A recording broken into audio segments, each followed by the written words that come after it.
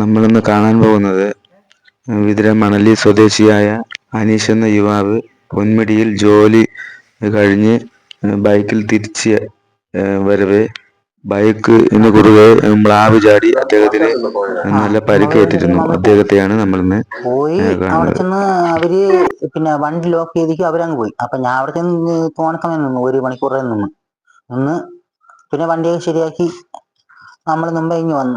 അവര് മുമ്പ് അങ്ങനെ വിട്ടാൽ നമ്മൾ പറ്റില്ല, വേറെ കംപ്ലൈന്റ് വല്ലതും പറഞ്ഞെങ്കിൽ അങ്ങനെ വന്നപ്പം ഇവിടെ 3-ാമത്തെ വളവിൽ വന്നപ്പം പ്ലാവ് എടുത്ത് ഇങ്ങനെ കുറുകെ വണ്ടിയിലെ കുറുകെ ചാടി അങ്ങനെ കിട്ടി.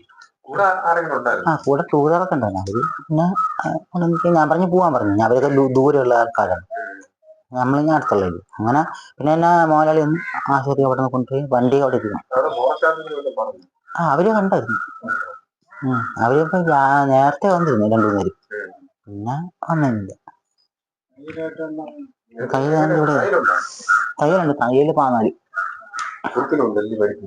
അതൊക്കെ അത് ഇടിച്ചു വരുന്നു. കയ്യോ നോക്കിയാൽ മ്ലാവ് പിടിച്ചതാണല്ലേ? ഇതൊക്കെ നിങ്ങൾക്ക് ഫോറസ്റ്റുകാര് എന്തെങ്കിലും സഹായം വല്ലതും ചെയ്തേ? ഇവിടെ വന്ന് ഫോട്ടോ ഒക്കെ എടുത്തോണ്ട് പോയി ഇതേപോലെ. സഹായം ചെയ്യാന്ന് പറഞ്ഞ അവര് അതിന് അമ്മയടുത്ത് അറിയാം എന്തിനൊക്കെ കൊണ്ടുകൊടുക്കാൻ പറഞ്ഞു. ആശുപത്രി ബില്ലൊക്കെ കൊണ്ടുകൊടുക്കാൻ പറഞ്ഞു.